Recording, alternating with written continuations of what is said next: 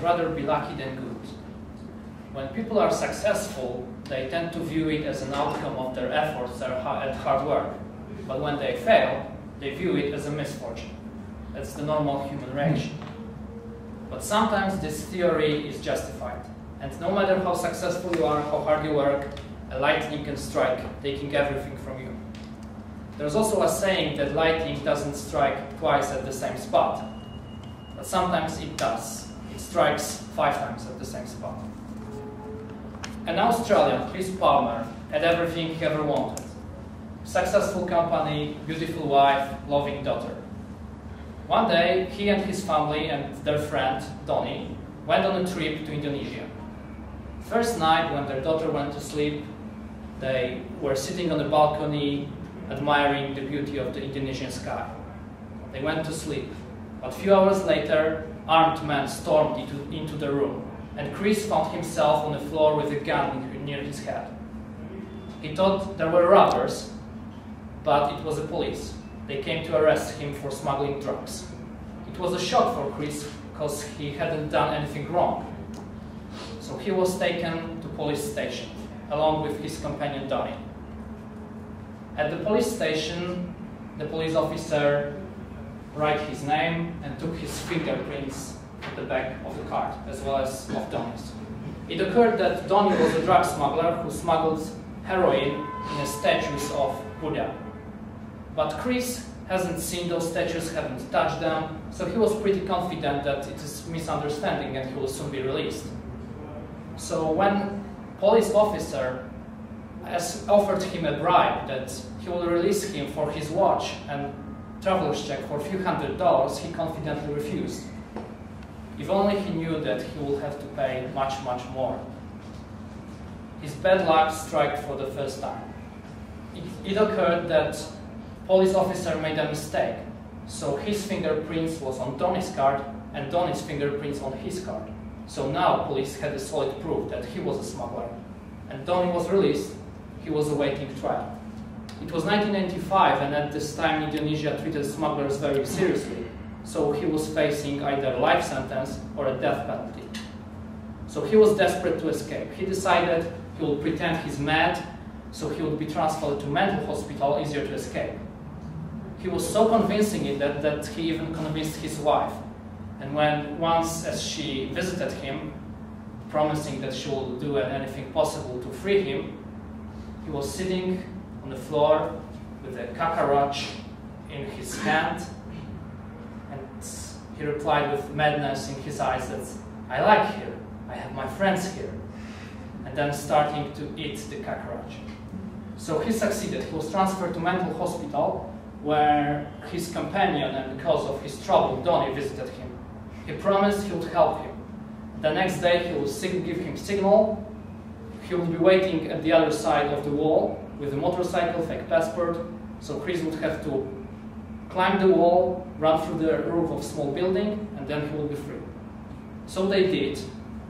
Chris, after the signal, Chris climbed the wall and started running to freedom. He saw Donnie there, and literally, like 2 steps from freedom, the roof collapsed.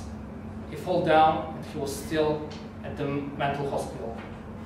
What's even worse, he was at the part filled with maniacal killers.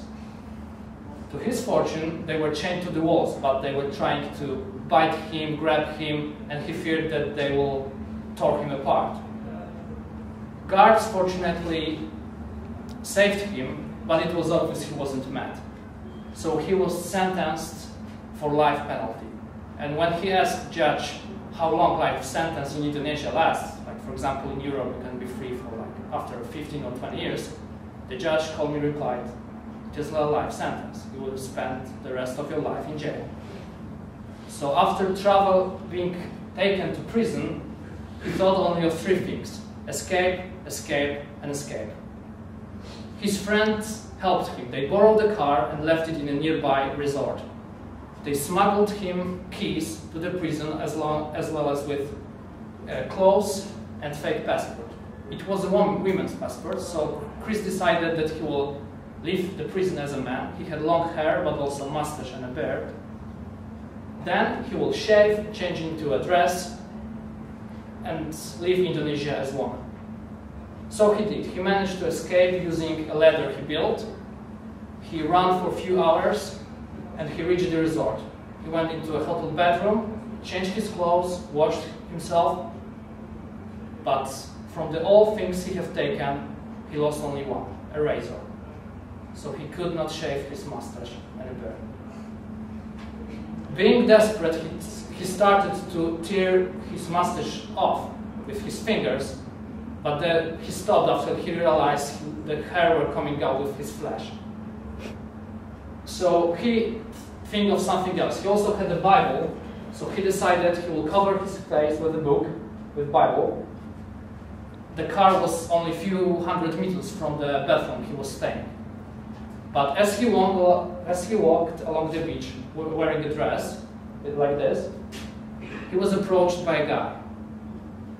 Lady, buy this. It was a guy selling souvenirs. Chris looked at him, but to his terror, it was a guard from prison. He had just escaped, working part-time, also selling souvenirs on a beach. He tried to walk past through him, not saying nothing, but the guard was a persistent salesman. So he stopped him, take the book down, recognized him. He pulled out his gun, tried to shoot him. Chris was trying to escape, but there were too many police officers on the beach, so he was lucky enough not to get shot, but he was captured, taken back to prison. And he knew what to expect. As an example, for other inmates, he was beaten and spent like half a year in solitude. What's even worse, after like a year or a year and a half, his wife stopped writing letters to him. So like the only lifeline with the outside world was broken. After he spent in prison another 7 years. And after third failed try to escape, he was transferred to the tougher prison, like with murders. They gave him a nickname White Monkey. He wasn't a part of the gang, so they could do anything to him and no one would care.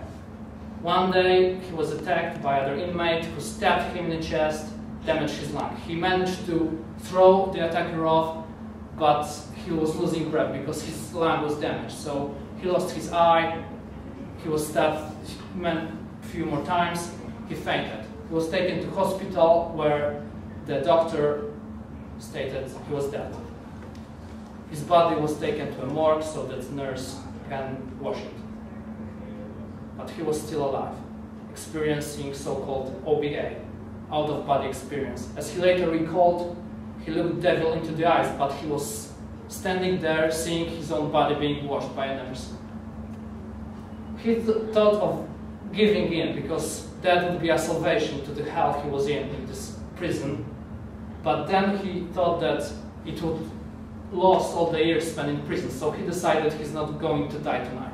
He focused on war, on the feeling of war, and replied to himself, war is life, cold is death. War is life, cold is death. And he managed to take this breath of life to the surprise of a nurse.